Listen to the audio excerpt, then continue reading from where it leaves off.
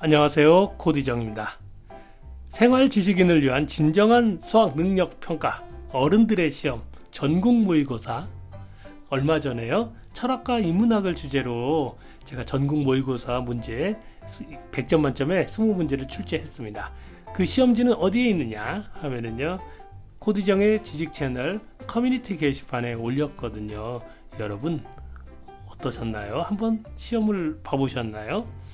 오늘 이 20문제 전체 해설을 하겠습니다.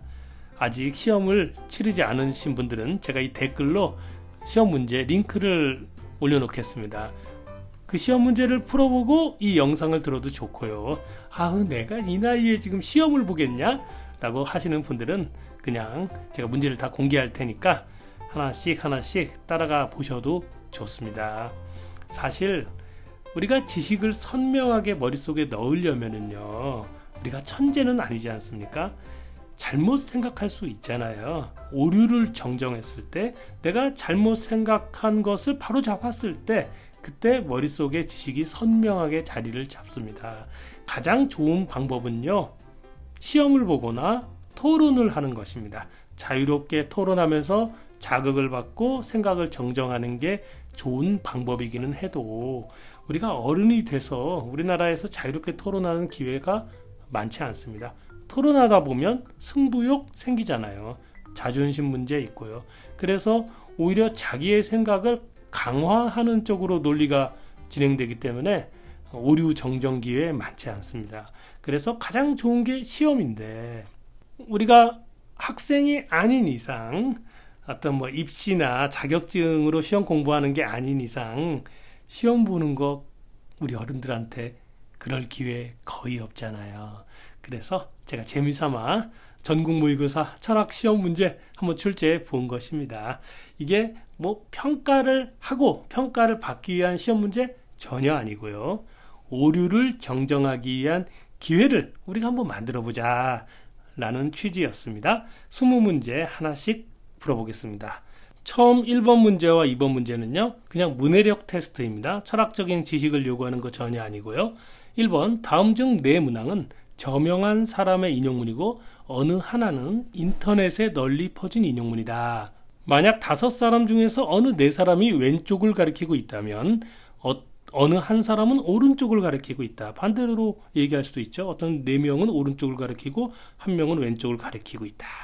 다시 말하면 5명 중에 4명은 같은 방향의 이야기를 하고 있고 1명은 딴소리 하고 있다. 그 사람은 누구인가? 1번 학자는 해박하지만 사유하지 않는다. 그들의 진리는 먼지 속에 썩고 있다. 이 말은 니체의 인용문으로 제가 기억을 합니다. 학자에 대해서 약간 비판적인 시각이죠. 2번 박사학이란 지적으로 독립적인 사람을 통제하는 매우 효과적인 방식이지요. 이렇게 말한 사람은 촘스키의 인용문입니다. 이것도 1번과 2번 같지요. 이 학위에 대해서 비판적인 시각을 나타내고 있습니다. 세 번째 문장 제가 굉장히 좋아하는 문장인데요. 박사가 아니면 학자가 아닌 것 같이 세상 사람들이 생각한다면 학문은 소수 박사들의 전유물이 되어 학자적인 귀족이 학문 권력을 장악하는 폐해가 속출하고 맙니다. 이 문장은 나스메 소세키, 일본 현대문학을, 일본 근대문학을 대표하는 일본 문학의 아버지 나스메 소세키의 인용문인데요. 나스메 소세키가 당시에 굉장히 유명한 지식인이자 작가로 일본 전역에 이제 유명해졌잖아요. 그러니까 일본 정부가 나스메 소세키한테 국가 공인의 박사학위를 주려고 그랬어요. 그거 받으면 땡이죠. 얼마나 명예롭고 좋습니까? 그런데 이런 인용문을 이야기하면서 그 박사학위를 거절한 사례가 있었습니다. 소세키의 예언대로 소세키가 예측한 대로 그런 식이 된 거죠. 학문하는 사람 이러면 박사학위가 필요하다. 이런 인식이 생겼다. 박사학위 갖고 있는 사람들이 학문 권력을 장악하는 폐해가 있긴 하는 거죠. 한국이나 일본이나 마찬가지죠. 자, 3번 문제도 이 학자에 대한 약간 비판적인 시각입니다. 네 번째, 4번 지적 자격 없이 철학을 말하는 사람이 많을수록 철학의 무게는 떨어진다. 어떻습니까? 이 문장 이 문장의 의미는 인터넷에 널리 퍼진 인용문인데요. 학위 없는 사람이 제대로 철학과에 철학 공부하지 않은 사람이 무슨 철학을 이야기하느냐. 그래서 학위와 학문의 권위를 인정하는 그런 이야기입니다. 그러니까 4번이 정답처럼 보이죠? 자, 5번도 읽어보겠습니다. 5번, 만약 정부가 학자들의 일에 관심을 갖는 것이 바람직하다고 실제로 생각한다면 비판의 자유를 장려하는 편이 작가들의 거미줄 같은 학설을 누군가 찢을 때마다 공공의 위협이라고 떠들어대지만 정작 대중은 관심을 두지 않는 저 학계의 우스꽝스러운 독재를 지지하는 것보다 학문과 인류를 위한 현명한 배려에 더 부합할 것이다. 멋있죠? 이 문장은요, 임마누엘 칸트가 순수 이성 비판 개정판 1787년판의 머릿말에서 학계를 비판하는 표현이었습니다. 자, 어떤 철학적 배경 지식 필요 없죠. 1, 2, 3, 5번은 학자와 학계의 비판적인 시각, 반면 4번은 학계를 옹호하는 시각, 이렇게 되겠죠. 정답은 4번. 자, 2번 보겠습니다. 2번 굉장히 쉬워요. 맞으라고 된 문제입니다. 다음 중 철학책 독서에서 생겨날 수도 있는 부작용이 아닌 것은 무엇인가요? 1번, 여전히 무식하면서도 괜히 똑똑한 듯한 착각에 빠지는 부작용 생길 수 있습니다. 네, 철학책 읽으면 뭔가 좀 아는 것처럼 보이잖아요. 그래서 좀 실은 제가 잘 이해 못했음에도 불구하고 뭔가 이해한 듯한, 뭔가 지식을 아는 듯한 착각에 빠질 수 있습니다. 계속 읽어보죠. 2번, 다시는 철학책을 읽고 싶지 않은 부작용 나타날 수 있어요. 그래요. 철학책 읽는데 도무지 무슨 말인지 전혀 모르겠는 책 여러분 한두 번씩 경험해 봤지 않습니까? 그러면 책 읽기 싫어요. 생활에 유용한 것도 아니고 인생에 도움될 것 같지도 않고 무슨 말인지 하나도 모르겠고 그러면 나 이런 책 안 읽어 라고 생각하는 부작용이 나타날 수 있습니다. 자, 2번 맞는 얘기 같고요. 3번, 습관적으로 어려운 단어를 사용하면서도 철학의 엄밀함 운운하며 그 습관을 고칠 생각을 안 하더군요. 어떻습니까? 맞습니다. 이런 분 많이 있어요. 습관적으로 어려운 단어를 쓰는데 야, 좀 쉽게 말을 고쳤어 라고 말하면 철학은 엄밀한 학문이야. 그런데 말이죠. 철학만 엄밀하지 않아요. 모든 지식이 다 엄밀합니다. 소프트웨어 개발할 때 뭐 하나가 어긋나면은요, 소프트웨어 작동 안 합니다. 모든 기술들이 다 엄밀해요. 철학만, 제 생각으로는 철학이 덜 엄밀할 수 있습니다. 아무튼 3번 잘 나타나죠. 4번, 현실은 그렇지 않은데 어쩐지 풍요롭게 살고 있다는 정신 승리의 유용함 생길지도 몰라요. 맞습니다. 철학책 읽으면 항상 다 그런 건 아닌데 어쩐지 풍요롭게 사는 정신적인 어떤 승리 그런 게 얻을 수 있어요. 그거 나쁜 거 아니에요. 인생이 매우 고통스러운데 정신적인 어떤 위로와 그런 풍요로움이 이 물질적인 괴로움을 다소간 위로해 줄 수 있습니다. 이런 거 잘 나타난다고 볼 수 있습니다.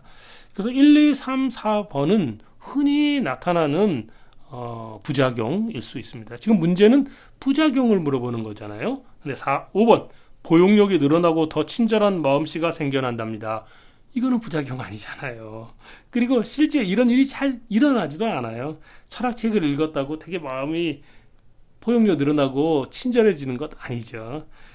그런 철학책 있어요. 또 그렇게 되면 얼마나 좋습니까? 저도 그게 제가 추구하는 바고요. 하지만 꼭 인과관계는 없고 무엇보다 부작용 아니고요. 정답은 5번. 다음은 순수 이성 비판이라는 책에 이 시간에 대한 독특한 분석이 들어있다. 문항의 O와 X를 선별하시오. 3에서 5번 문제에 대한 건데요. 이거 뭐 정답 찍어도 50%의 확률입니다. 제가 이 문제요. 이 챗 GPT 4.0 엄청 칭찬받았습니다. 3번, 4번, 5번 문제가 칸트 철학의 이 시간 개념을 정확히 핵심을 찔러서 물어봤다 라고 하더라고요. 자, 여러분 이거 3, 4, 5번을 다 맞추는 거 어려울 거예요. 그런데 3, 4, 5번을 다 맞추신다면 또 이 해설 영상을 들으신다면 칸트의 시간 개념의 핵심을 이해하시는 것입니다. 자, 3번 읽어볼까요? 3번 인간의 머리 바깥에 존재하는 사물 그 자체를 우리가 알 수 없다. 따라서 만약 시간이 외부에 존재한다면 사물 자체를 알 수 없는 같은 이유로 시간을 알 수 없다. 맞는 얘기입니다. 사물 그 자체를 바깥에 있을 때 인간의 머리 안에 벗어난 바깥의 것을 뭐 이런저런 이유로 알 수 없는데 시간이 바깥에 있으면 마찬가지로 알 수 없다. 또한 시간이 사물의 부속된 속성이라면 사물 그 자체는 아닌데 사물의 성격으로 붙어 있다면 사물 자체를 모르면서 그 속성을 어떻게 알 수 있겠는가? 다시 말하면 시간이 사물 그 자체여도 모르고 사물 자체에 붙어 있는 거여도 우리는 시간을 알 수 없다. 그러나 실제로 우리의 모든 인식에는 항상 시간이 존재한다. 그러잖아요. 시간이 없는 생각은 없단 말이에요. 따라서 이러한 시간은 우리 머리 안에 있을 수밖에 없고 그 정체는 직관의 형식임이 틀림없다. 네, 칸트는 직관의 순수 형식이 시간이다 라고 합니다. 이것이 바로 칸트가 말하는 시간 개념이다. 정답은 O! 네, 맞습니다. O입니다. 4번, 머리 안의 시간은 머리 바깥의 감각 자료가 데이터가 시간 데이터로 바뀐다는 의미다. 머리 안의 시간은 뭐냐고요? 이 형식이라서 아까 직관의 형식, 순수 형식이라고 하거든요. 머리 바깥에 우리가 뭔가를 관찰하면은요, 머리 바깥에 있는 데이터가 우리 머리 안으로 들어오잖아요. 그대로 못 들어와요. 변형이 되겠죠? 어떻게 바뀌냐? 시간 데이터로 바뀐다라는 거예요. 24시간으로 이루어지는 시계가 머릿속에 있다는 의미가 아니다. 그런 시계적 시간은 경험으로 아는 거지. 우리가 공부해서 시간은 말이야 이 24시간으로 이루어져 있어. 1시간은 60분 그리고 1분은 60초 이런 식으로 그 시간을 아는 것은 경험적으로 아는 거다. 그런 시계적 시간은요. 모든 사람의 머릿속 시간은 저마다 다를 수 있다. 그러나 시간이 들어있다는 사실만큼은 동일하다. 네. 이것도 맞는 얘기인데요. 이거 칸트 할아버지가 이렇게 얘기했어요. 모든 사람의 머릿속 시간은 다를 수 있지요. 그래서 어떤 사람은 하루 똑같은 시간을 사는데 어떤 사람은 굉장히 많은 일을 하잖아요. 똑같은 시간을 사는데 어떤 사람은 시간이 느리게 갈 거예요. 잠만 잘 수도 있고요. 사람마다 시간은 이렇게 다릅니다. 그러나 머릿속에 시간이 들어있고 모든 데이터는 시간적으로 해석됩니다. 정답은 5번 시간은 감각적 직관의 보편적 조건이다. 그러므로 공간과 달리 내적 감각에도 적용된다. 이거 되게 어려운 문장 표현이죠. 조건이라는 말은 형식과 같은 말인데요. 시간은 감각 직관, 우리 직관 다 인간의 직관은 다 감각적이에요. 감각적이지 않은 직관을 우리 인간은 갖고 있지 않습니다. 다 뭔가를 보고 듣고 떠올리고 이런 것들이 다 감각적이다라는 거예요. 그런데 시간은 이제 아까 직관의 형식이라고 했으니까 시간은 감각적 직관의 보편적 형식이므로 요 말은 맞는 말입니다. 공간과 달리 내적 감각에도 적용된다. 이게 정말 중요한 것인데요. 칸트는 직관의 형식은 두 가지가 있는데 공간 그리고 시간. 공간은 외적인 거, 외부의 사물, 외부 데이터를 가져올 때 우리가 공간적으로 이해한다. 공간적으로 가져온다. 그런데 우리가 기억이라는 거 있잖아요. 내적 감각. 그 내적 감각은 공간적인 게 아니라 시간적인 것이다.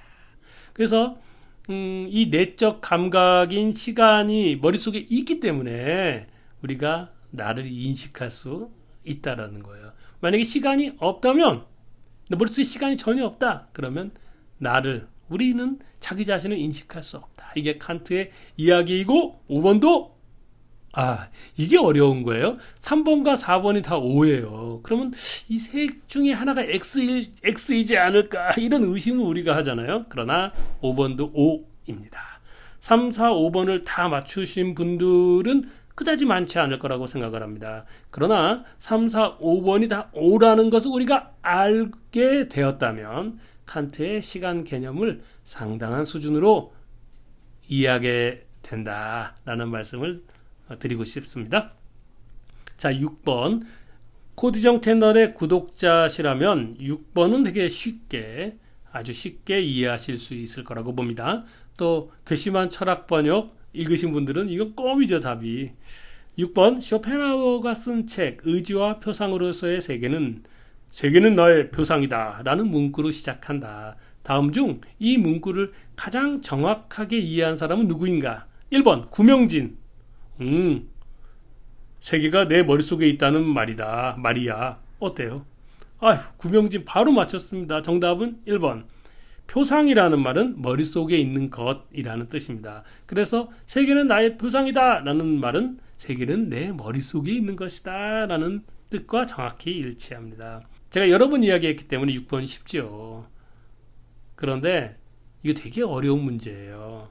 제가 고등학교 때 쇼펜하우어 읽으면서 표상이라는 단어를 몰라가지고 그때는 인터넷도 없었고요. 사전을 찾아봐도 무슨 뜻인지 모르고 제가 아마 2번 정우성 세계는 나의 모범이라는 말이네 이거 또는 5번 남윤진 이 세계는 나를 대표한다는 말이야. 왜 이런 말 하잖아. 태극기는 우리 민족의 표상이다. 이때 표상은 무엇인가를 대표한다는 의미야. 요 2번과 5번 언저리에서 제가 고생했던 것 같아요. 근데 표상은 머릿속에 있는 것 이런 뜻입니다. 7번은요 니힐리스트로 사는 법이라고 제가 편집한 책이 있는데 그 니체의 철학을 문성훈 교수가 개괄하고 재편집하고 다양한 철학적 지평을 연 책이 있습니다. 문성훈 교수님의 책이요. 그 니힐리스트로 사는 법에서 문제를 출제하였습니다. 5사람이 모여 각자가 철학자 니체의 생각을 설명하고 있다. 다음 중 니체를 가장 잘못 이해하고 있는 사람은 누구인가? 라는 문제입니다. 하나씩 읽어보죠. 구명진, 니체가 말한 아모르 파티는 우리말로 운명애로 번역되는데 다시 말하면 아모르 파티는 운명을 사랑한다는 뜻이야. 어때요? 여기까지 완벽합니다. 앞으로 무엇을 하게 될지 인생의 목표와 과정이 운명으로 정해져 있으므로 이런 운명에 절망하거나 낙담하지 말고 있는 그대로 자기 운명을 증명하라고 니체 할아버지가 말했어. 어떻습니까? 니체가 말한 것은요, 수동적인 운명을 수용하라. 수동적인 태도가 아닙니다. 아모르 파티는 능동적인 거예요. 니체는 인생의 목표가 정해져 있다라고 생각하지 않았습니다. 오히려 거꾸로 목표가 정해져 있기 때문에 그 목표대로 목표가 이끄는 삶을 살아가는 거 그게 잘못되었다라는 것입니다. 인생은 목표가 없어요. 목표는 여러분이 만들 수 있고 운명도 여러분이 능동적으로 만들어낼 수 있습니다. 따라서 구명진이 말하는 아모르 파티 해설은 틀렸고 정답은 1번. 네, 1번입니다. 나머지 4개 한번 들어보죠. 다 맞는 얘기니까는요. 정우성. 니체는 인생을 강을 건너는 다리에 비유한 적이 있어.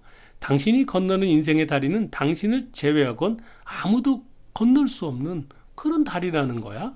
만일 누군가의 등에 업혀 강을 건넌다면 말이지. 당신은 그 사람의 인질이 되어 자기 삶을 희생시킬 수밖에 없다고 말해. 그러니까 너의 인생의 다리는 너의 두 다리로, 너의 건강한 두 다리로 스스로 자기 창조적으로 걸어보세요.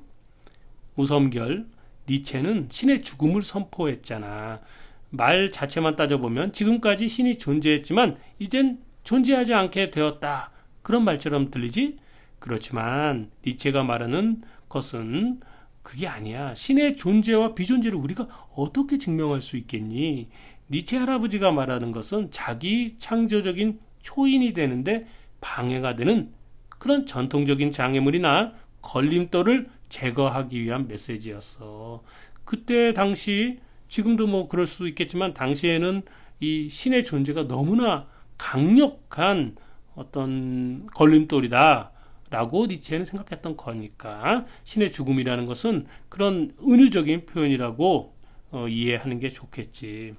마하린, 니체는 삶의 의지뿐 아니라 힘이 필요하다고 강조해. 살려는 의지는 힘을 가지려는 의지와 비슷한 의미야. 니체가 말하는 힘은 경제력이나 권력이 아니라 일종의 자기 지배의 능력이야. 내가 나의 삶을 통제하고 나의 삶의 주인이 될 수 있는 능력, 그게 힘이야. 우리는 그런 힘에 의지해야 해. 맞는 얘기입니다. 남유진, 니체가 말하는 초인은 단순히 허무주의라고 규정해서는 안 돼. 우리가 니힐리즘, 니체가 니힐리즘을 표방해요. 니힐리즘 이러면 허무주의로 번역돼요. 하지만 니체가 말하는 것은 그게 아니라 초인은 허무함을 긍정하기는 해도 삶을 부정하지는 않아. 초인은 주인된 자, 자신의 한계를 넘어서려는 자로 볼 수 있어. 그래서 세상 끝났어. 그냥 어쩔 수 없어. 인생이야 뭐 없어. 인생은 그냥 허무지. 될 대로 되라고 살자. 이런 건 아니라는 거야. 정답은 1번 구명진. 아모르 파티를 잘못 해석했습니다. 8번. 8번도요. 챗GPT가 엄청 칭찬한 문제입니다. 아유, 인간이 문제를 만들고 인공지능한테 칭찬받아서 좋아하고 이게 지금 요즘 사회의 풍경이기는 합니다만은 그래도 칭찬받으니까 좋더라고요. 8번. 다음 제시문은 철학자 칸트가 도덕 형이상학의 기초에서 말한 것이다. 이것이 옳다고 전제한 후에, 칸트가 말한 게 옳다고 전제한 후에 다음 5명의 교수가 학생들에게 지식을 전하고 있다. 다음 중 누가 학생들에게 가장 잘못된 지식을 전하고 있는가? 교수라고 해서 항상 올바른 지식을 전하는 건 아니잖아요. 지식인이라고 해서 항상 그 지식이 건강한 것도 아니고요. 틀릴 수 있습니다. 자, 오류를 발견하면 정정해야죠. 제시문 읽어보겠습니다. 옛 사람들이 철학을 자연학, 윤리학, 논리학으로 구분했고 이런 구분은 매우 타당하다. 그런데 내용과 형식 면에서 이런 분류를 다시 살펴볼 수 있다. 이런 제시문에서 옛 사람들은요. 고대 그리스의 스토아 학파, 에피쿠로스 학파, 스토아 학파 할 때 그 스토아 학파입니다. 스토아 학파 사람들은 학문을 자연학, 윤리학, 논리학 이렇게 구별을 했습니다. 이제 그런 얘기를 칸트가 제시한 것입니다. 그러면 이 문제는 각 교수들이 김 교수, 이 교수, 박 교수, 정 교수, 최 교수가 자연학, 윤리학, 논리학에 대해 설명하는데 누군가는 틀렸다는 말이에요. 자, 먼저 우리 김 교수의 얘기 들어볼까요? 자연학은 자연철학이라고도 하고 이 세계에 대해 탐구입니다. 오늘날에는 과학 지식이 발달한 덕분에 철학자들이 잘 탐구하지 않으나 옛날에는 아주 달랐습니다. 김 교수님의 이런 말 누가 반박할 수 있겠어요. 자연학은요, 자연철학 맞는 얘기고요. 이 세계에 대한 탐구 맞습니다. 그런데 요즘은 이제 과학이 발달했으니까 옛날엔 철학자들이 다 과학했어요. 아리스토텔레스는 이 자연은 어떻게 구성되어 있다 이렇게 말하고요. 최초의 철학자 탈레스 자연학자들이었잖아요. 옛날에 철학자들이 그랬는데 요즘은 과학 지식이 발달했으니까 철학자들이 잘 탐구하지 않는 거 이것도 맞죠. 옛날에는 아주 달랐고요. 자, 이 교수 형이상학이 없네요. 그러죠. 자연학, 윤리학, 논리학은 있는데 형이상학이 없다니. 하지만 자연학과 윤리학의 하위 분류에 자연 형이상학과 도덕 형이상학이 있지요. 이건 맞는 얘기입니다. 칸트 할아버지도 도덕 형이상학의 기초에서 이 제시문을 얘기한 다음에 이 자연학과 윤리학의 하위 분류로서의 자연 형이상학과 도덕 형이상학을 이야기합니다. 자연 형이상학은 자연 법칙을 탐구하고 도덕 형이상학은 자연 법칙에 맞설 수 있는 자유의 법칙, 그런 도덕법을 탐구합니다. 이 교수 맞는 얘기고요. 박 교수. 논리학은 인간의 생각의 논리적 타당성을 다루는 학문으로 인간과 세계의 논리적 관계를 통해 진리를 제시합니다. 이거 완전 맞는 얘기처럼 보이죠. 그런데 이게 틀렸어요. 이거는 학문적으로 논리적 생각의 논리적 타당성을 학문적으로 연구하는 그런 분야는 없어요. 그거를 우리가 자기계발서 관점으로 아니면 처세술 관점으로 아니면 심리학적인 어떤 능력의 관점으로 설명할 수는 있어요. 논리학은 그게 아니라요. 인간과 세계의 논리적 관계를 해명해서 무엇이 진리다 말하는 건 논리학이 아니에요. 그렇게 말하면 형이상학적이라고 볼 수는 있고 또 자연학과 윤리학 그렇게 얘기할 수는 있어요. 왜냐하면 우리가 진리라고 하는 것은 논리적 타당성, 관계라고 하는 건 내용적인 거잖아요. 그런데 논리학은 그 내용을 빼고 여기서 말하는 논리학은요, 인간 생각의 형식을 말하는 것입니다. 프레임, 구조. 어떻게 머리가 생각이 형식적으로 이루어져 있냐. 내용은 중요하지 않고, 그러니까 논리학은 이런 논리적 타당성을 다루는 학문으로 인간과 세계의 어떤 논리적 관계, 진리 제시 이건 아니라는 거예요. 이해하시겠습니까? 생각의 형식만을 탐구한다. 정교수, 윤리학은 인간의 행동에 관한 것으로 도덕 철학이라고 말합니다. 행동에 관한 이런 말과 똑같은 뜻이 철학적으로 실천적인 이런 것입니다. 그래서 도덕 철학은 윤리학이기도 하고 또 실천 철학이라고도 말합니다. 인간의 경험 지식을 통해 무엇이 바람직한 내용을 탐구한다면 윤리학은 그럴 수 있어요. 심리학 또는 인간학이라고 하고, 내용이 아닌 법칙, 즉 자유의 법칙을 탐구한다면, 도덕법을 탐구한다면 도덕 형이상학이라고 합니다. 칸트 할아버지가 이렇게 해설해요. 정교수 칸트 전문가시에요.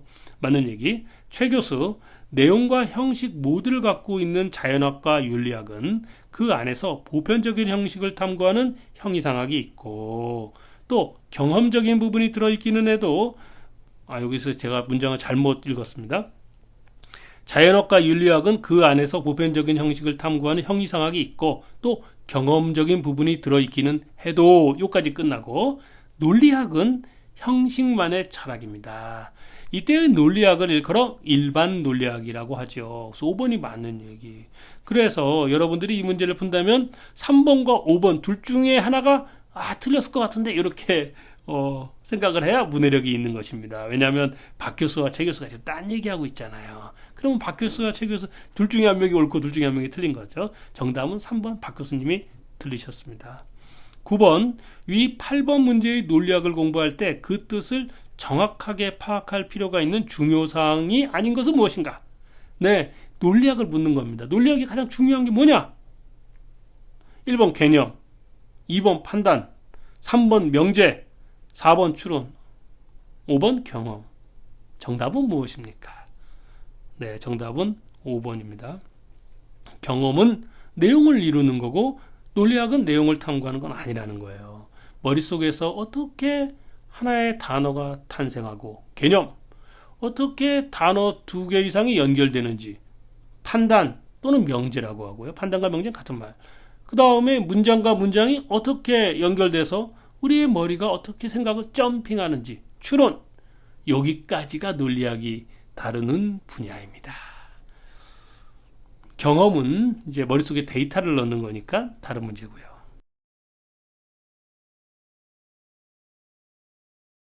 생활 지식인을 위한 어른들의 시험 전국 모의고사 10번 문제.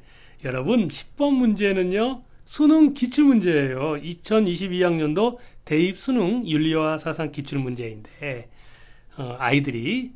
학생들이 무엇을 어떻게 공부하는지 한번 체험해 보세요. 은근 수준 높아요. 근대 서양 사상가 갑을의 입장으로 옳은 것은 무엇인가? 자, 제시문이 있네요. 갑, 아리스토텔레스 논리학에 따라 제시된 논증은 세계를 인간의 사유에 예속시키고 인간의 사유를 언어에 예속시킬 뿐이다. 논리학은 언어 학문이거든요. 그러니까 논리학에 예속시킨다. 그릇된 논증은 우상을 보호하는 방책에 불과하다. 갑은 누구인가요?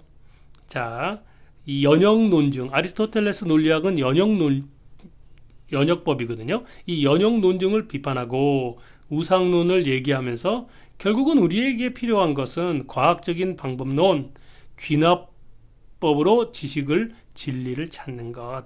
이런 학문 방법론을 주장한 17세기에 아마도 영국 사상가가 있습니다. 프란시스 베이컨, 갑은 베이컨을 말하는 거고요. 자, 을은 누구일까요? 모든 것이 의심스럽다 할지라도 이 모든 것을 의심스럽다고 생각하고 있는 자아는, 나는 필연적으로 존재해야 한다. 이것이 바로 내가 제시하고자 하는 철학의 제1원리이다. 을은 누구인가요? 베이컨과 같은 시대에 살았던 프랑스 사상가 르네 데카르트입니다. 여기서 자아가 제1의 원리다. 나는 생각한다. 고로 나는 존재한다. 이게 제1의 원리다. 라고 한 사상가.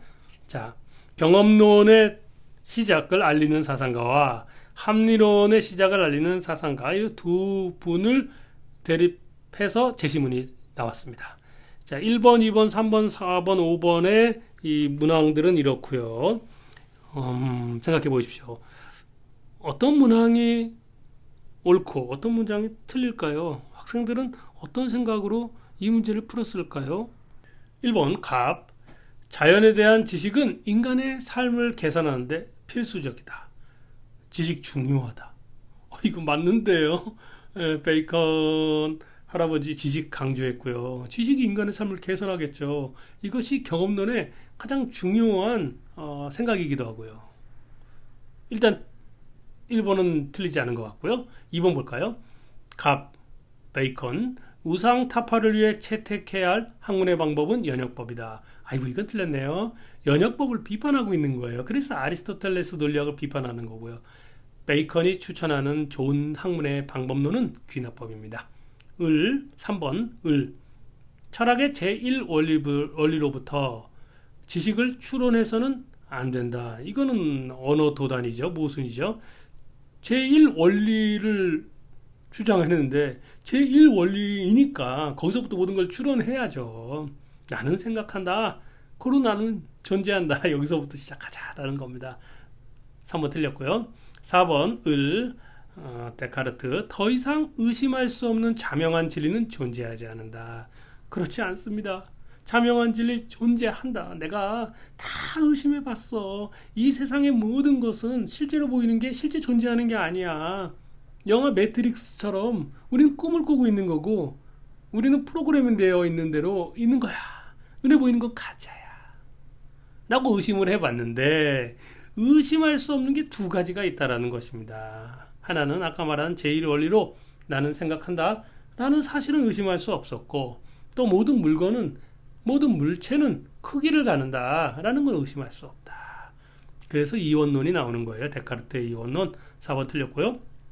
5번 데카르트와 베이컨 모두 진리 탐구를 위해 전통적인 권위를 의심할 필요는 없다. 아유, 이런 철학적인 이야기하는 사람이 어디 있어요, 여러분? 철학을 공부하면 비판을 해야죠. 자유로운 정신 강조해야겠죠. 자유 필요 없고 비판 그런 거 하지 말고 그냥 받아 적어 라고 한 철학자 그다지 많지 않습니다. 우리가 하는 공부하는 사람들은 대부분 전통적인 권위를 의심하자라고 얘기하는 분들이에요. 그래서 5번은 틀렸고, 그래서 이 문제는 정답은 1번. 자연에 대한 지식은 인간의 삶을 개선하는 데 필수적이다. 베이컨 할아버지의 이야기였습니다. 자, 11번 재미있어요. 제가 이거 정성껏 문제를 한번 만들어 봤어요. 읽어볼까요? 강남구 대치동에 사는 어느 가족의 사연이다. 가족 간에 서로 대화가 되지 않고 대화를 하면 금세 말싸움이 되고 말아서 그냥 대화 없이 살아가는 게 상책처럼 생각된다고 하소연한다. 이에 5사람의 논리 전문가가 5사람이 나섰어요. 조언을 합니다. 이 5 전문가 중에서 한 명은 전문가가 아닙니다. 그 사람은 누구일까요? 자, 한번 들어볼까요? 누가 전문가가 아닐까요? 1번 구명진. 인간의 생각과 지식은 단어에 담겨요. 그걸 논리학에서는 개념이라고 말합니다. 그런데 머릿속의 개념이 사람마다 다르게 나타나는 점을 생각해 볼 필요가 있어요. 예를 들어 청소라는 단어에 대해서 누군가는 모든 것이 제자리에 있어야 하고 먼지까지 깨끗이 없애는 의미를 청소라는 단어에 담아두죠. 그런데 누군가는 바닥에 떨어진 것을 올려두는 게 청소이고요. 또 누군가는 부모가 대신해 주는 게 청소라는 개념이 될 수 있습니다. 또 가족 중 누군가는 청소가 중요한 개념이지만 가족 중 다른 사람은 청소가 하나도 중요하지 않은 개념일 수 있어요. 그러므로 대화가 잘 안 되는 경우에는 서로 단어의 뜻을 일치시키는 게 현명할 수 있습니다. 어떻습니까? 구명진 논리 전문가가 맞네요. 자, 정우성 얘기 들어볼까요? 맞아요. 우리는 대화를 통해 단어의 의미를 일치시키고 서로 의견을 솔직히 밝히면서 논리적으로 설득하기 위해 정성을 다해야 한다고 생각해요. 가족이기 때문에 타인보다 설득은 쉽고 가족이기 때문에 의견을 일치시킬 필요도 있어요. 여러분 어떻습니까? 이거 정우성 논리 전문가 아니죠. 의견 솔직히 말하는 거 바람직합니다. 그러나 논리적으로 설득, 여러분 가족 간에 논리적으로 설득하는 게 가능하다고 봐요? 정치적으로 막 설득하고 어떤 종교적인 입장 차이를 논리적으로 설득하는 게 가능할까요? 그러면 또 싸웁니다. 그러니까 대화가 안 되는 거예요. 가족이기 때문에 타인보다 설득은 쉽다. 이거 어려워요. 아닐 수 있어요. 그럴 수도 있고 아닐 수도 있고. 가족이기 때문에 의견을 일치시킨다? 아, 이거 무서운 생각이죠. 옛날 이야기 아닌가요? 그래서 정우성은 아무리 바람직한 이야기라 할지라도 논리학 전문가는 아닙니다. 우선결, 단어의 의미가 어째서 달라지는지 차분히 생각해 볼 필요가 있어요. 가족이 24시간 함께 생활하고 똑같이 행동하는 옛날 호랑이 담배 태우던 시절에는 가족 간의 단어의 의미가 달라지지 않을 수 있었겠죠. 하지만 오늘날 아이들은 어렸을 적부터 학교라는 공간에서, 학원이라는 공간에서 사회생활을 합니다. 가족이어도 경험이 달라질 수밖에 없고, 그래서 각자의 머릿속의 개념이 달라지고요. 그것 때문에 생각이 달라지는 것은 어쩔 수 없는 현상이라고 생각해요.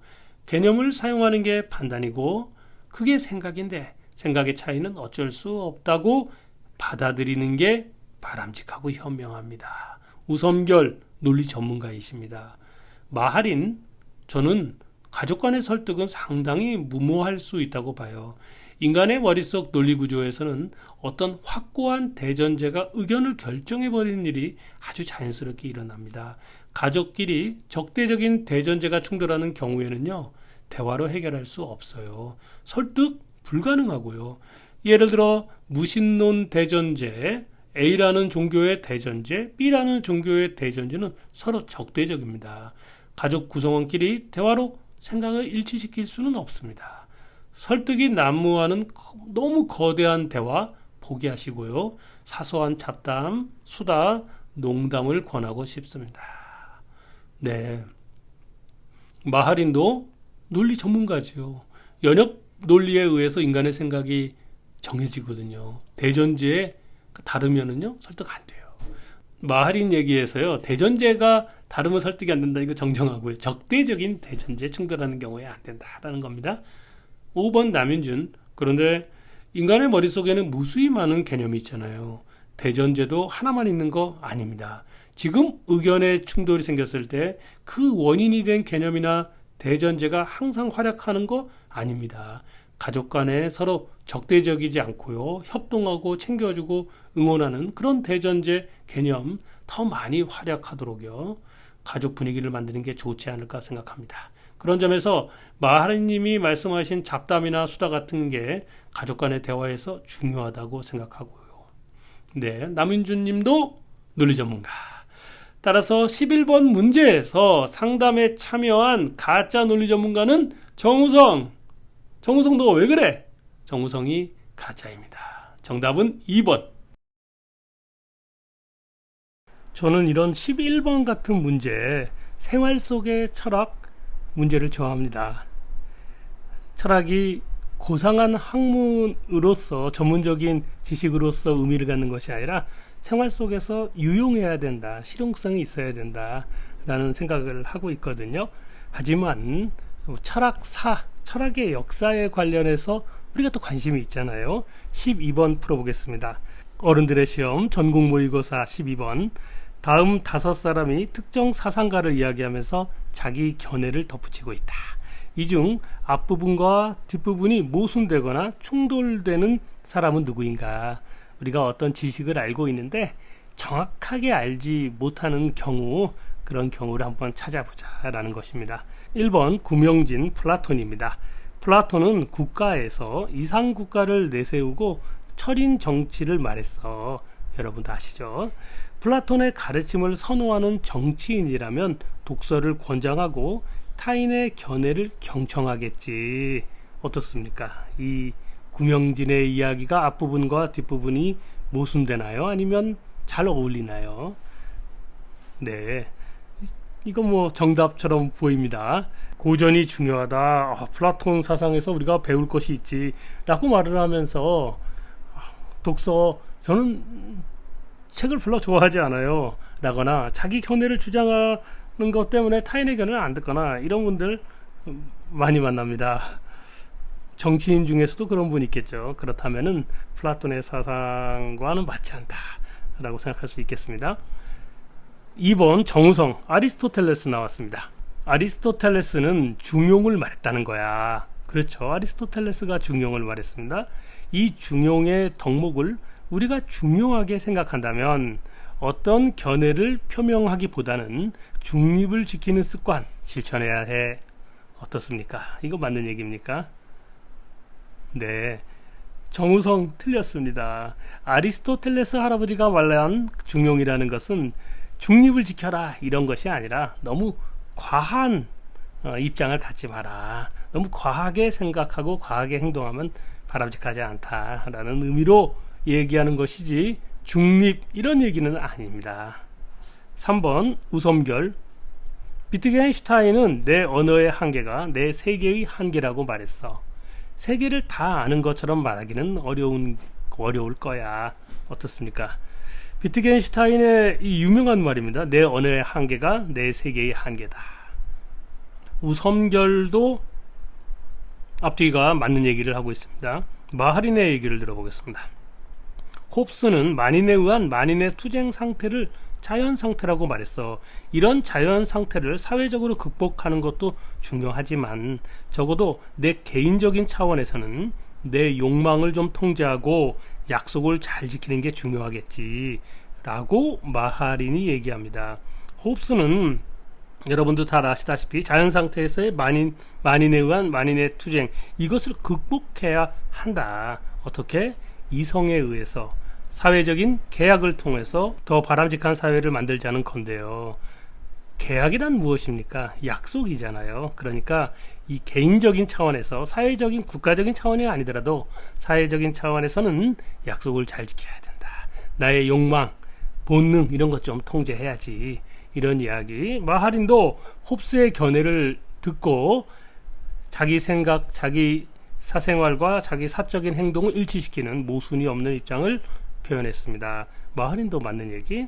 남윤준 로마 시대를 대표하는 스토아 철학자 에픽테토스는 자기가 통제할 수 없는 것에 괴로워하거나 연연하지 말고 자기가 통제할 수 있는 것을 제대로 보라 라고 가르쳤어. 그래서 나는 요즘 열심히 체중 관리를 하고 있어. 네, 에픽테토스는 로마 전성기에 활약한 스토아 학파의 거장이십니다. 원래 노예 출신이었는데 인류의 스승이 된 철학자고 이분이 강조하는 것이 바로 자기가 통제할 수 있는 것을 제대로 통제해라. 그게 자유로운 사람이다. 자기가 통제할 수 없는 인생의 성공이라든가 권력, 부유, 명예는 내가 통제할 수 있는 게 아니니까 그것에 연연하지 마라. 남윤주는 자기가 통제할 수 있는 체중 관리 이거 한번 잘해보자 라고 에픽테토스 할아버지의 조언을 듣고 자기 인생을 실천하고 있습니다. 남윤준도 맞습니다. 13번 또 수능 문제예요. 2025년 5학년도 대입 수능 윤리와 사상 기출문제. 우리 아이들이, 우리 학생들이 이렇게 열심히 공부하고 있습니다. 한번 간접적으로 다시 한번 체험해 보죠. 다음을 주장한 제시문에 있는 다음을 주장한 중세 서양 사상가의 입장으로 옳은 것은 제시문에 표현된 사상가, 철학자는 굉장히 유명하신 분입니다. 모든 사람은 선이라는 개념을 가지고 있다. 실천 이성에 부여된 제1원리는 선이라는 개념 위에 세워졌다. 선은 모든 것이 추구하는 것이다가 그 원리. 따라서 자연법의 제1계명은 선은 행하고 추구해야 하는 것이며 악은 피해야 하는 것이다 라는 것이다. 누구일까요? 네, 토마스 아퀴나스. 토마스 아퀴나스의 사상을 좀 정리한 제시문이었습니다. 토마스 아퀴나스는 크게 세 가지 법에 대해서 이야기해요. 영원법, 자연법, 실정법이요.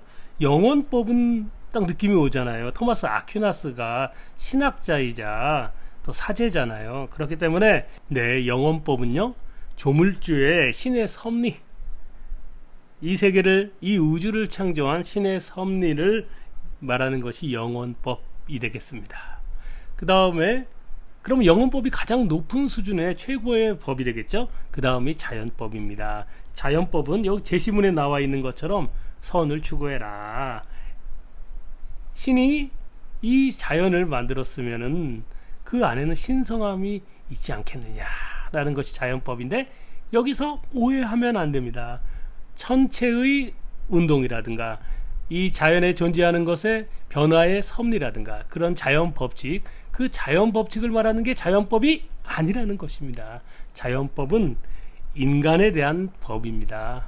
우리가 법이라고 하는 것이 인간에 관련된 철학에서 말하는 거예요. 윤리학에서 말하는 법이라는 게 인간의 행동에 관한 것이잖아요. 그래서 실천 철학이 되는 것이고 실천 이성이 되는 것입니다. 다시 말하면 토마스 아퀴나스의 자연법은 인간 이성, 인간의 정신적인 부분에 관련해서 어떤 법을 이야기하는 것입니다. 이해하시겠죠? 왜냐하면 우리 인간이 신의 창조에 의해서 만들어진 피조물이라면 인간의 이성이라고 하는 것은 신의 신성, 신의 섭리를 따라야 하도록 설계되어 있지 않겠느냐, 이런 느낌으로 이해하시면 될 것 같습니다. 그 다음에 실정법, 인간의 바람직한 사회적 국가적인 법, 이렇게 되겠죠. 사회적인 국가적인 법도 자연법을 따르는 게 올바르겠죠. 자연법이 어디서 나왔죠? 네, 신의 섭리에서 나왔습니다. 영언법에서 나왔습니다. 법은 영언법이 최고의 지위에 있고 그 다음이 자연법, 그 다음에 실정법, 이런 구조가 될 것이다 라는 건데요. 자, 문제 한번 풀어볼게요. 1번, 인간의 이성적 본성에는 신의 의도로 향하는 선한 성향이 없다. 이거 완전 잘못되었잖아요. 신이 인간을 창조했으니까 인간의 본성에는 신의 섭리가, 신의 선물이 있겠죠. 그게 바로 이성입니다. 또 선함이 또 이성에 의해서 나타나는 것이고요. 1번 틀렸고, 2번, 인간의 도덕적 의무는 인간 본성에 부여된 원리에 기초해야 한다. 2번 어떻습니까? 인간의 도덕적 의무는 인간 본성에 부여된 원리에 기초해야 된다. 인간 본성이 무엇이냐라는 것에 우리가 먼저 고민을 해봐야 되는데요. 토마스 아퀴나스의 관점에서 인간 본성은 어디에서 나왔습니까? 네, 하느님한테서 나온 것이죠. 신의 이 조물주와 창조주한테 인간 본성이 나온 거예요. 그렇다면은 인간 본성에 무엇이 있겠느냐? 네, 선이 있는 것입니다. 따라서 인간 본성에 부여된 원리라는 것은 결국 선이라는 개념, 선에서 나온 원리를 따라야 된다. 2번 맞습니다. 3번, 4번, 5번 다 틀렸겠네요. 뭐가 틀렸는지 한번 확인해 보죠. 인간의 자기 보존을 위한 노력 그 자체는 선도 아니고 악도 아니다. 인간의 자기 보존이 곧 자연법입니다. 신의 섭리에 의해서, 신의 가르침에 의해서 인생을 살아야 되고 그 보존 그 자체가 선일 수 있는 거죠. 4번, 자연법에 근거한 실정법을 준수하기만 하면 참된 행복에 도달한다. 실정법은 가장 낮은 수준의 법이니까 꼭 그런 거는 아니겠죠. 자연법을 중시하고 또 영언법을 생각해야 되니까 4번이 좀, 참된 행복은 자연법과 영언법에서 찾아봅시다. 5번, 인간 법이 자연법에 위배되어도 그러한 법은 영언법에 부합할 수 있다. 이건 이제 모순이죠. 자연법이 어디서 나온 거예요? 영언법에서 나왔습니다. 그러므로 자연법에 위배되었다라는 것은 영언법에도 위배될 수 있기 때문에 5번이 틀렸습니다. 자, 14번 굉장히 유명한 사고 실험 문제인데 한번 볼까요? 아래 그림은 트롤리 딜레마라는 사고 실험을 나타낸다. 실제 있는 사례가 아니라 우리가 머릿속에서 가정을 하면서 이런 실험을 해보자 라는 것입니다. 이 그림 나와 있고요. 그림이 이제 그 기차 같은 게 트롤리지 않습니까? 한번 읽어보죠. 제동장치 브레이크가 고장나 정지할 수 없는 탄광 수레가 선로를 따라 달리고 있다. 선로 앞에는 5명이 묶여 있어 트롤리가 그냥 진행하면 이들 모두를 치게 된다. 그러나 당신 옆에는 선로의 방향을 바꿀 수 있는 레버가 있다. 레버를 당기면 트롤리는 다른 선로로 전환되는데 그 선로에는 1명이 묶여 있다. 이런 사고 실험에서 생활 속 지식인 5명이 자기 견해를 표현한다. 이 중 가장 잘못된 견해로 보이는 사람은 누구인가? 문제 지문 이해하시겠죠? 이렇게 해도 사람이 죽고요, 저렇게 해도 사람이 죽어요. 그런데 더 많은 사람을 살릴 수 있느냐, 뭐 이런 이야기입니다. 한 사람을 죽임으로써 더 적은 소수를 희생시켜서 다수를 살릴 수 있다면 소수를 희생시키는 거, 이거 괜찮지 않느냐, 혹은 꼭 이래야만 하느냐라는 이제 사고 실험 문제예요. 이런 문제들은 정답이 있다고 보기는 어렵겠지요. 제가 의견을 가질 수 있는 것처럼 여러분도 의견을 가질 수 있습니다. 그럼에도 불구하고 정답은 없다 하더라도 오답은 있을 수 있다, 그런 관점으로 한번 문제를 볼까요? 1번 구명진. 이 트롤리 사고 실험은 윤리학 실험이라고 하는데 나는 동의하기가 어려워. 구명진은 바로 이 실험을 동의하지 않고 있습니다. 모든 것을 도덕적으로 평가하려는 건 학자들의 병이야, 병. 도덕이란 선악의 기준이 분명히 존재함을 전제로 하는 거야. 선선의 기준이라거나 악의 기준에서 선택을 강요받는다면 제대로 판단하기 어려워. 윤리학의 가르침은 이런 극단적인 딜레마에 찾을 게 아니라 평범한 사례에서 찾아야 해. 그래야 우리가 도덕을 실천할 수 있지 않겠어? 네, 구명진의 이런 견해는 굉장히 합리적이고 타당하다라고 생각합니다.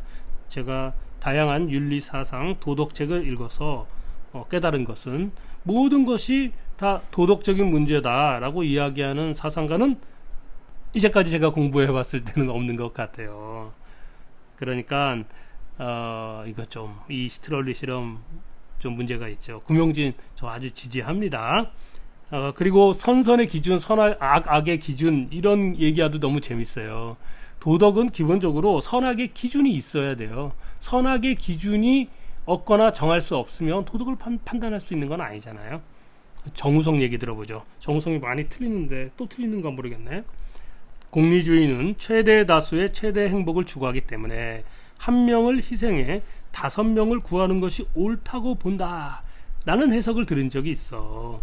그런데 무덤에 있는 밀이 들으면, 존 스튜어트 밀이 들으면 공리주의자요, 무덤을 박차고 나올걸? 밀 아저씨의 관점에서는 이 실험을 도덕 문제로 보지 않을 거야. 공리주의는 질적 쾌락을 말해. 네, 여기 밀의 공리주의 얘기하는 겁니다. 우리가 고등학교 때 다 배웠지 않습니까? 동시에 고통의 저감, 고통의 감소를 말하지. 이 사고 실험에서 레버를 잡고 있는 사람의 경우 이 사람이 선택권을 갖고 있잖아요. 이 사람에게 쾌락 증가하지 않아. 어떻게든 사람이 죽는 거잖아요. 그럼 얼마나 고통스럽겠어요. 고통도 감소하지 않고. 설령 이런 일이 있다고 해도 배고픈 소크라테스는 괴로워할 거야. 지켜보는 우리도 힘들잖아. 이 소크라테스는 뭐 배부른 돼지가 되기보다는 배고픈 소크라테스가 되는 게 낫다, 뭐 이런 얘기 우리가 잘 기억하잖아요. 그런 얘기를 미리 했습니다. 공리주의는 행복 이론이에요. 이 행복 이론은 두 가지 관점에서 생각을 해야 됩니다. 하나는 쾌락, 즐거움이 증가하느냐, 두 번째 고통이 감소하느냐. 고통이 감소하지 않으면 그건 행복하다고 볼 수 없잖아요. 따라서 이건 숫자로 계산하면 안 되는 문제. 그리고 밀은 한 사람의 인권이 여러 사람의 인권보다 못하지 않다라고 이야기를 해요. 인권은 숫자로 계산하는 게 아니다라고 말이죠. 그러니까 2번 정우성 맞는 얘기를 하고 있습니다. 자, 우섬결의 얘기를 들어보죠. 인간을 수단으로 삼는 행위는 도덕적으로 잘못된 것이기 때문에 한 명을 희생해서 5명을 살렸더라도 도덕적으로 타당하지 않다는 해석을 들은 적이 있어. 다시 말하면 한 명을 희생당한 한 명을 수단으로 5명을 살리는 거잖아요. 이 말은 칸트의 도덕적 비난을 전제하고 있는데, 왜냐하면 인간을 목적으로 대하지 않는다, 그러니까 문제다라는 건데요. 사실 칸트는 모든 걸 도덕적으로 보지 않아. 그저 도덕법의 조건을 말할 뿐이야. 인간은 모든 지식을 알 수 없어. 나는 모든 행동의 선악을 직접 알기도 어려울 거야. 어쩔 수 없는 건 어쩔 수 없는 거야. 이건 도덕법의 상황이 아니라 비참함과 잔인함의 사례를 인공적으로 만들어낸 것 뿐이야. 네, 우섬결의 얘기도 굉장히 타당하다고 봐요. 칸트의 도덕 철학은요, 이것이 도덕이고 저것은 도덕적 행위가 아니야 라고 직접 설명하는 사상이 아닙니다. 칸트의 도덕 철학은 다른 말로 도덕 형이상학이고 도덕법이 무엇이냐를 밝히는 것에 불과하거든요. 그리고 그 도덕법은 우리가 모여서 토론해서 다수결로 정하는 것이 아니라 그 사람의 개인의 머릿속의 의지, 그걸 좌우명이라고 합니다. 이 좌우명이 개인적으로 판단하는 문제, 다시 말하면 도덕법은 인간의 이성, 머릿속 이성 안에 있다라는 것이지 어떤 행동의 잘잘못을 따지는 게 칸트 철학이 아닙니다. 그렇기 때문에 이런 결과를 보고 따지는 것 그 자체가 칸트 할아버지한테는 넌센스예요. 그래서 우선결의 견해도 저는 굉장히 일리 있는 주장이라고 보입니다. 4번 마하린, 그래도 나는 이런 사고 실험을 통해 어떤 신념 아래에서 주장되는 도덕적 판단을 경고하는 의미는 있으리라 생각해. 그러니까 딜레마잖아. 네, 마하린도 이 사고 실험의 취지를 제대로 이해한 것처럼 보여요. 그러니까 딜레마는 해결할 수 있는 게 아니잖아요. 그리고 이런 트롤리 딜레마에서의 메시지는, 그렇기 때문에 우리가 이 딜레마를 해결하기 위한 도덕 법칙을 만들자, 도덕법을 규정하자, 이런 것이 아니라 기존에 우리가 갖고 있는 도덕법이라고 하는 것이 모든 문제를 다 해결하거나 어떤 문제의 기준을 항상 제시할 수 있는 건 아니다. 나는 어떤 모순적인 상황을 이야기하려는 거였거든요. 그러니까 마하리는 제대로 이 트롤리 딜레마를 이해하고 있다라고 이해됩니다. 남윤지은, 이 사고 실험은 우리에게 공리주의의 원리에 따라 사회를 설계해야 한다라는 걸 가르쳐 준다고 생각해. 앞으로 자율주행차 설계에서의 윤리적 판단이라거나 전쟁이 생겼을 때 윤리적 문제를 고려한다면 트롤리 실험을 통해 우리는 최대 다수의 최대 행복의 원리가 사회 규범이 되어야 한다고 생각해 라는 주장. 이 주장은 잘못된 견해, 5번이 정답인데요. 물론 트롤리 이 실험의 사고 실험에서 이렇게 최대 다수 행복 이 원리를 따라서 한 명을 희생시키고 5명을 살리는 게 더 좋습니다 라고 견해를 가질 수는 있어요. 그렇지만 이 사고 실험의 메시지는 공리주의를 옹호하려는 것이 아닙니다.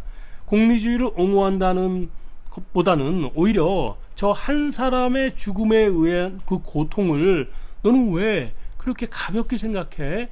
나는 경고의 의미도 있는 거거든요. 그래서 이 최대 다수 최대 행복의 원리로 5명을 살리는 것이 더 좋다라는 견해를 갖고 있을 수는 있어도 트롤리 딜레마가 제시하려는 것은 공리주의로 우리가 사회를 설계한다 이런 건 아닙니다. 물론 남윤준의 이야기에서도 큰 의미가 있는 게 있어요. 자율주행차 설계할 때요, 또는 이런 전쟁에서 윤리적 문제, 이런 문제를 우리가 외면하지 않고 고민해 봐야겠죠. 또 소프트웨어를 설계할 때 이런 문제에 생각을 또 할 수밖에 없습니다. 그러니까 그런 이제 메시지를 준다는 의미에서는 뭐 좋은 견해일 수 있으나 이 트롤리 딜레마가 제공을 하려는 본연의 메시지랑은 좀 다르다. 답은 5번. 생활 지식인을 위한 진정한 수학 능력 평가 전공 모의고사 철학 인문학편 제 15번 문제 보겠습니다. 자, 15번부터는 코디정이 이제 칸트주의자니까 칸트 철학 많이 소개하고 문제를 냅니다. 15번. 칸트가 말하는 도덕법에 대해 가장 제대로 설명한 사람은 누구인가? 자, 이 5문제 간단하게 나오는데 이거 되게 어려울 거예요. 1번. 정언명령이 도덕법이다. 이거 선택한 사람 있을 거예요. 틀렸습니다. 정언명령이 도덕법, 이거는 일 수도 있고 아닐 수도 있습니다. 정언명령이 무엇입니까? 무조건 명령입니다. 예를 들어서 유튜브를 들어, 이거요, 조건이 없잖아요. 조건이 없이 그냥 유튜브를 들어, 이거 정언명령이에요. 근데 유튜브를 들어가 도덕법은 아니잖아요. 밥 먹어라, 이거 정언명령입니다. 일찍 일어나라, 이것도 정언명령이고요. 그러니까 무조건 조건이 없는 명령문으로 된 것, 그게 정언명령입니다. 그래서 그런데 밥 먹어라, 일찍 일어나가 도덕법이 아니잖아요. 도덕법은 정언명령이라는 거예요. 정언명령이 도덕법이 아니라요. 이해하시겠습니까? 칸트가 말하는 도덕법은 우리 인간의 모든 사람들한테 행동에 영향을 미치려면 조건을 붙여서는 안 되고 법의 지위처럼 무조건 성격을 가져야 된다라는 거예요. 인간을 목적으로 대하라, 이런 건 조건에 붙어 있지 않다라는 것입니다. 따라서 1번 틀렸어요. 2번 도덕법은 논리학과 무관하다. 이거 어떻습니까? 도덕법은 논리학과 무관하다. 칸트 사상을 공부하는 사람들은요, 항상 윤리학이든 형이상학이든 논리학과 연결하고 결합해야 된다라는 걸 잊지 마시기 바랍니다. 칸트에게 도덕은요, 내 머릿속의 문제예요.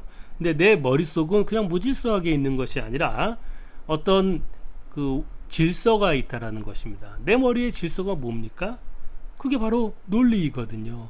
그러면 우리가 내 머리에 여러 가지 요소들이 어떻게 작동하고 나한테 어떤 행동을 할 것을 명령을 하든 권고를 하든 그랬을 때 이 머릿속의 메커니즘을 탐구하는 학문이 논리학입니다. 자, 아까 정언 명령, 이거 칸트 사상을 대표하는 표현이잖아요. 정언 명령이 뭐냐면 논리학에서 나오는 무조건 명령문이에요. 무조건 판단이라는 것이 있는데 조건이 없는 판단이 있습니다. 유튜브는 재미있다. 이건 어떤 조건도 붙어 있지 않잖아요. 그러면 무조건 판단이에요. 그런데 이거를 명령문으로 하면 그게 무조건 명령문이에요. 그게 정언 명령이고요. 따라서 도덕법은 머릿속의 원리이고 머릿속의 원리는 결과적으로 논리학적으로 설명되는 것입니다. 따라서 도덕법은 논리학과 관계가 있습니다. 3번 도덕법에는 주어가 필요하다. 어떻습니까? 도덕법에는 주어가 필요하다. 자, 논리학과 관계가 있으니까는 주어, 이것도 관련이 있겠죠. 그래서 주어가 필요하냐? 네, 맞습니다. 이게 굉장히 중요한데 도덕법에는 주어가 필요합니다. 그래서 여러분이 기억하고 있는 칸트의 정언명령 한번 떠올려 보세요. 이렇게 되어 있어요. 내 의지의 준칙이, 다시 말하면 네 좌우명이 보편적인 법이 되도록 하는 그런 좌우명을 선택해서 행동하라. 이런 표현이잖아요. 그래서 주어가 뭡니까?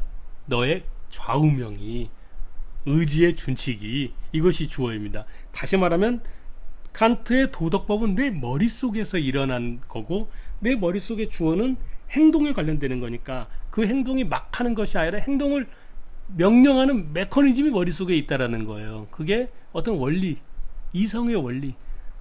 누구의 이성의 원리? 나의 이성의 원리니까 나의 좌우명, 나의 준칙, 이렇게 되는 것입니다. 사람을 수단으로 대하지 말고 목적으로 대하라. 이거 주어가 없어 보이죠. 그런데 이런 명령문이 지금 어디에 있나요? 네, 내 머릿속에 있는 것입니다. 내 머릿속에. 여러분의 머릿속에 명령문에 주어가 있는 거고요. 주어가 누굽니까? 여러분의 주어는 여러분의 좌우명, 저의 주어는 저의 좌우명. 그렇기 때문에 3번 정답입니다. 4번 이성의 사명은 행복을 추구하는 데 있다. 그렇지 않습니다. 행복을 추구하는 데 사명이 있는 것은, 그렇게 얘기한 것은 행복론의 철학, 공리주의, 이렇게 되겠죠. 칸트는 행복을 거의 본능으로 봅니다. 모든 사람들한테 행복을 추구하려고 하는 본능이 있다라는 거예요. 그런데 나한테 행복이 된다 하더라도, 나한테 행복이 되지 않는 거라 하더라도 선한 행동 우리가 인간이 할 수 있다. 행복과 모순될 수 있다. 도덕은. 그렇기 때문에 4번 틀렸고, 5번 도덕법은 신에게는 적용되지 않는다. 네, 이거 선택한 사람들이 있을 거예요. 칸트에게 신이라는 개념은 도덕적으로 완전체예요. 완전한 존재.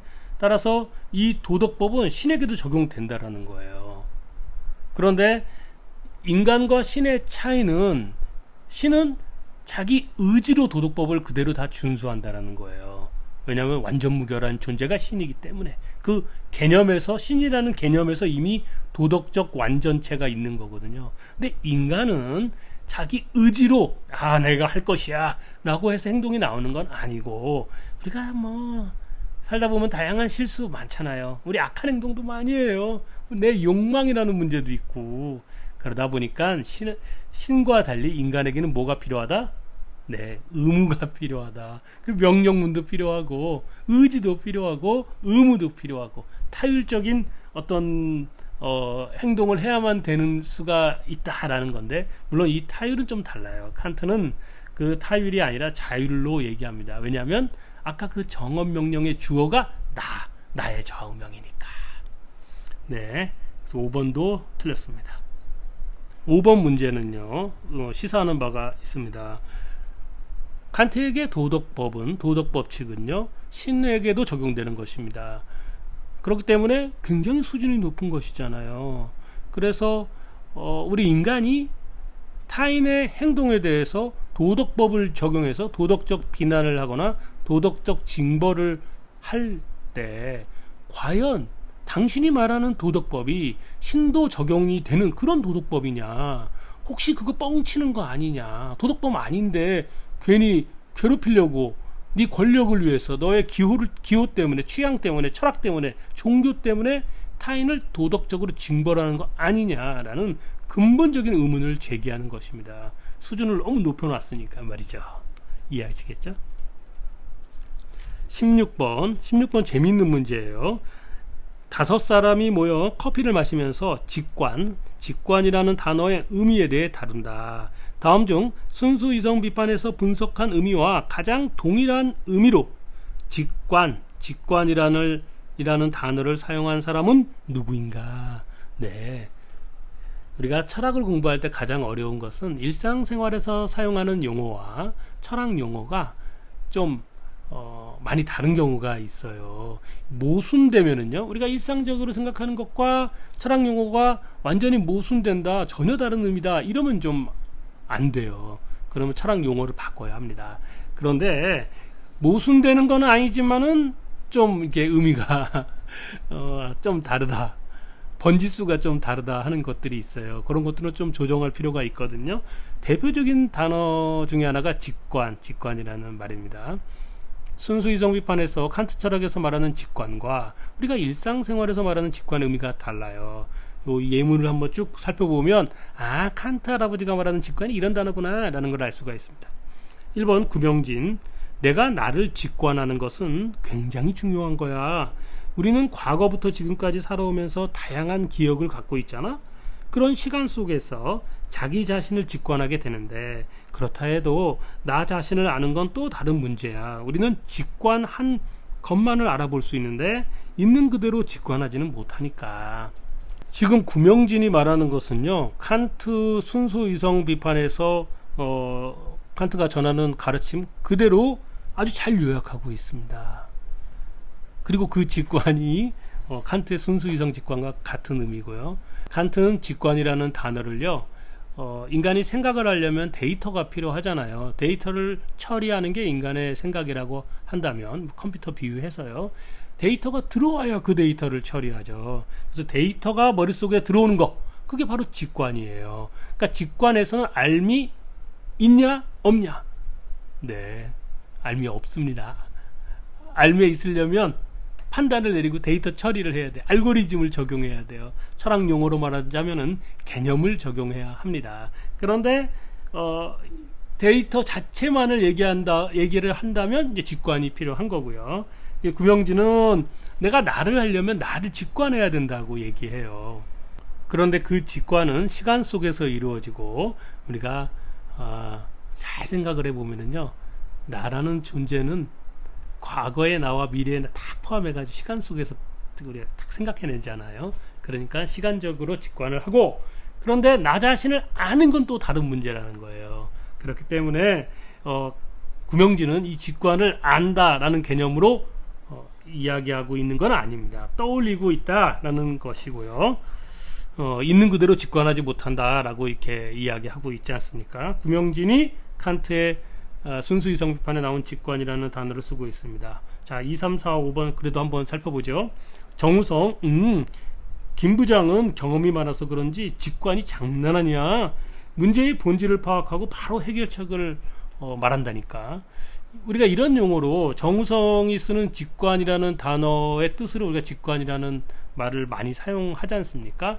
뭔가 딱 보고 아는 거예요. 이것은 엄밀히 말하면 칸트의 직관이 아닙니다.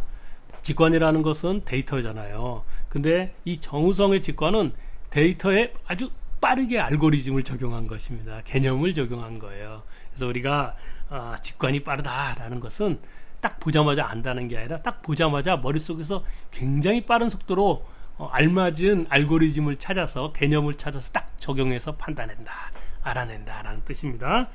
그래서 2번은 이 직관은 암을 얘기하고 있습니다. 빠른 암.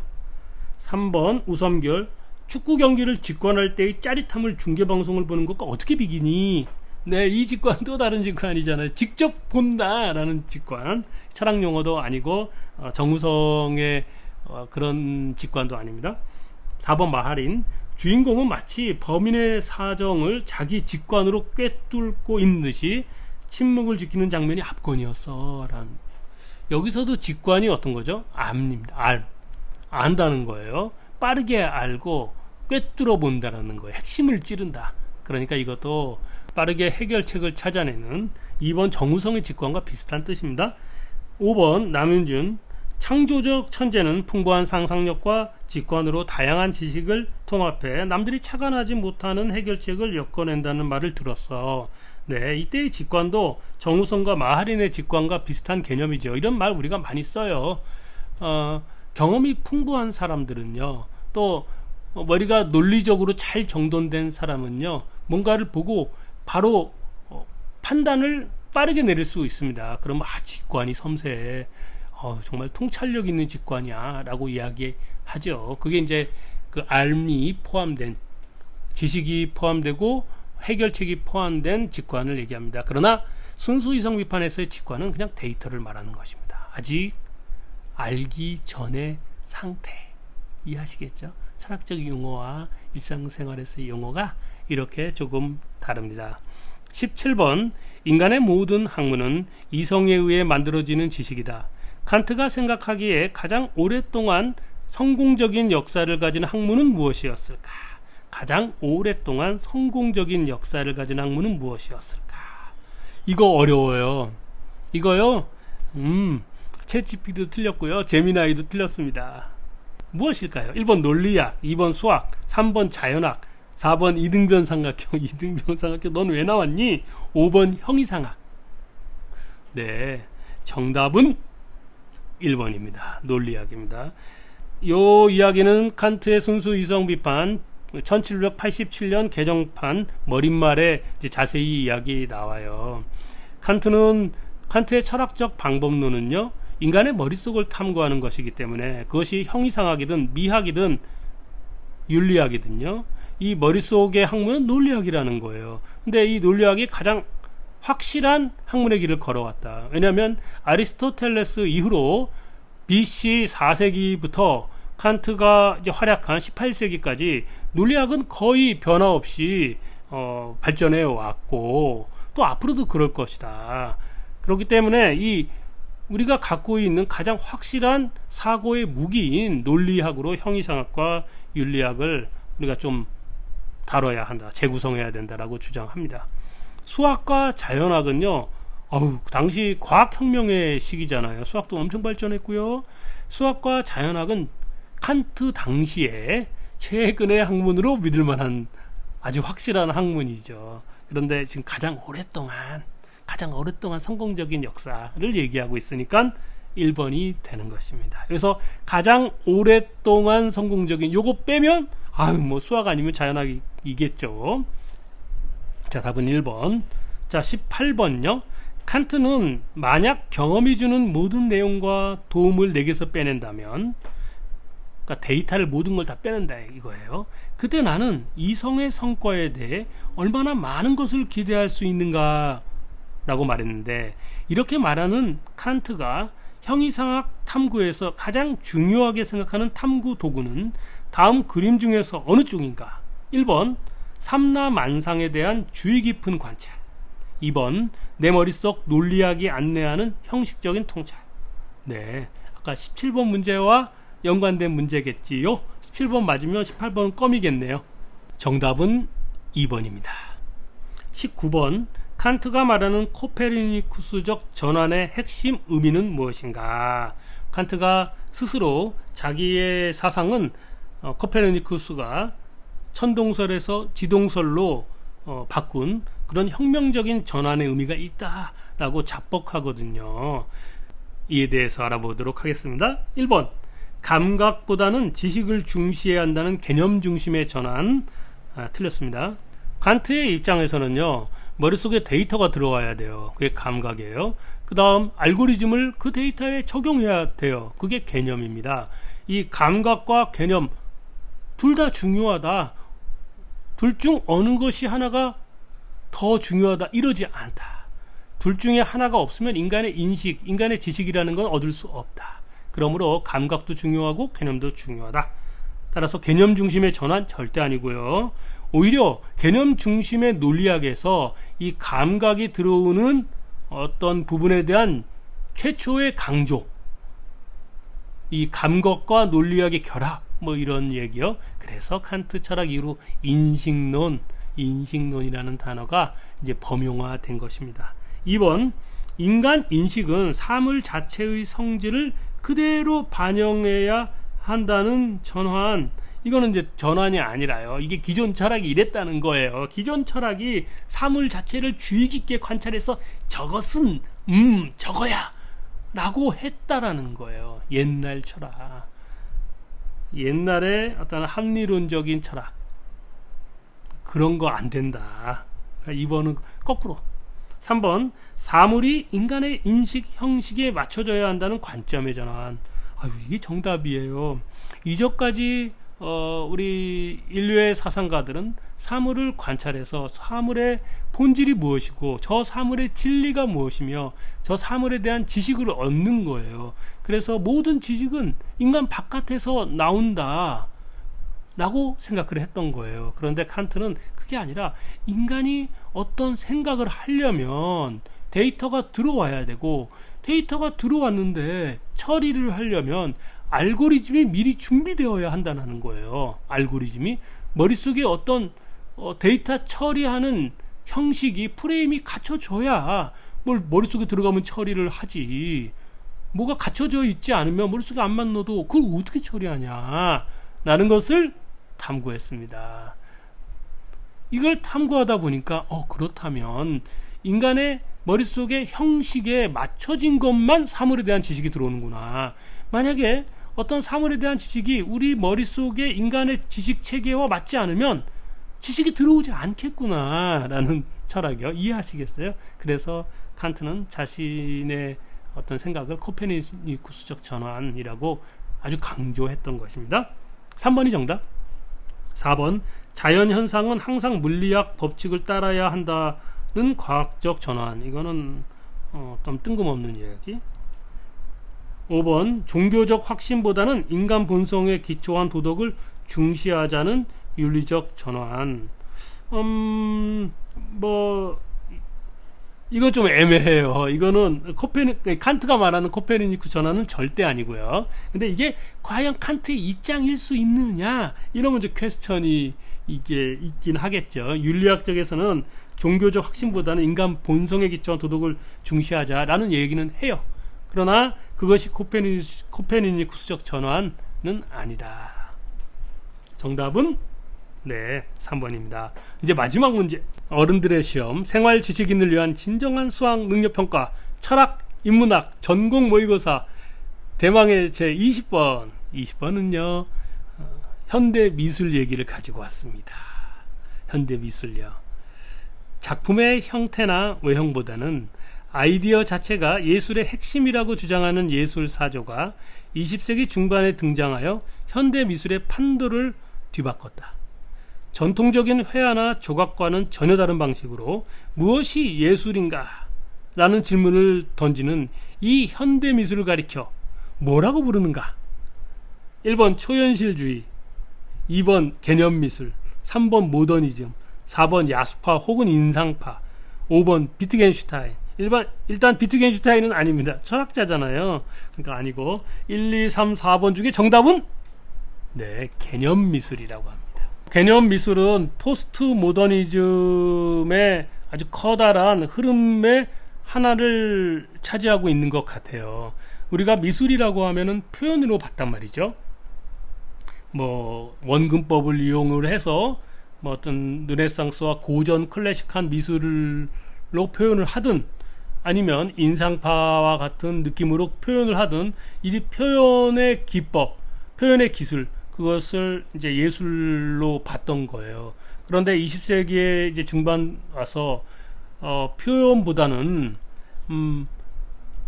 머릿속에서 충분히 생각을 해서 개념을 통해서 미술을 완성해 보려는 시도들이 등장을 합니다. 그런 것들이 이제 개념 미술이라고 하는데, 이게 이제 개념 미술에서는 표현의 중요함이 과거와는 완전히 달라진 거예요. 생각이 더 중요해진 거죠. 생각이 완성되고 그 다음에 그 표현을 하는 거고, 그래서 아름다움에 대해서 근대 미술까지 전통적인 미술이 아름다움이란 이런 것이다라고 정답을 내놓았다면은, 이 개념 미술에서는 아름다움이라는 게 대체 무엇인가, 그 아름다움은 나는 이렇게 생각하지 않아, 그렇게 생각하지 않아 라고 해서 새로운 표현을 제시합니다. 정답은 2번. 자, 20문제를 살펴봤는데요, 어떻게 보면 굉장히 쉬운 문제일 수 있습니다. 그런데 우리가 머릿속에서 어떤 철학적인 개념이라거나 아니면 흐름이라거나 그런 것들을 모호하고 애매하게 알고 있다 보니까 실제 이제 문제를 풀 때 좀 많이 헷갈리지 않으셨나요? 오류를 정정해 나가면서, 물론 이게 뭐 정답이라고 볼 수도 있는 건 아닐지도 몰라요. 하지만 여러분의 생각이 좀 선명해지고 뭔가 새롭게 생각하고 이런 기회가 생겨나지 않았는가, 이런 생각을 좀 해봅니다. 20문제 100점 만점인데, 제가 이제 이 문제를 다 만든 다음에 챗GPT 4.0에 한번 문제를 주고 풀어보라고 했고요. 제미나이한테도 좀 풀어보라고 했어요. 인공지능도 100점 맞지 못했고요. 이제 정확하게 기억을 안 나는데, 제가 문제 하나 내면서 문제 1번부터 20문제 다 낸 다음에 시험 본 게 아니라 문제를 만들면서 한번 맞춰봐, 이제 이런 식으로 했기 때문에요. 대체로 챗GPT나 제미나이나 대략 3문제 정도 틀렸던 것 같습니다. 그리고 이 인공지능이 말하기를, 야, 이 문제 수준 너무 좋다 라고 엄청나게 칭찬을 하더라고요. 칭찬받으니까 좋더라고요. 그리고 이 챗GPT가 하는 얘기는, 야, 제가 이제 물어봤어요. 이거 우리 보통의 사람이라면 몇 점 맞을까? 챗GPT는 한 50점이라고 했고, 제미나이는 25점에서 40점이라고 봤습니다. 그때 제 느낌으로는 얘네들이 인간을 너무 우습게 보는구나 라는 거였어요. 저는 적어도 60점, 70점 이상은 되지 않을까라는 생각을 좀 해봤는데, 사실 이게 뭐 10점, 20점 맞으면 어떻습니까? 중요한 것은 시험을 봤다라는 거, 그리고 시험을 통해서 뭔가 철학적인 지식이 선명해졌다는 거, 그게 더 중요하지 않겠습니까? 이렇게 해서 생활 지식인을 위한 진정한 수학능력 평가, 어른들의 시험 전공모의고사 제1회 전공모의고사 해설을 마칩니다. 제2회 전공모의고사 언젠가 또 한번 해보려고 하거든요. 재미있게 여러분도 즐겨주시기를 바랍니다. 감사합니다.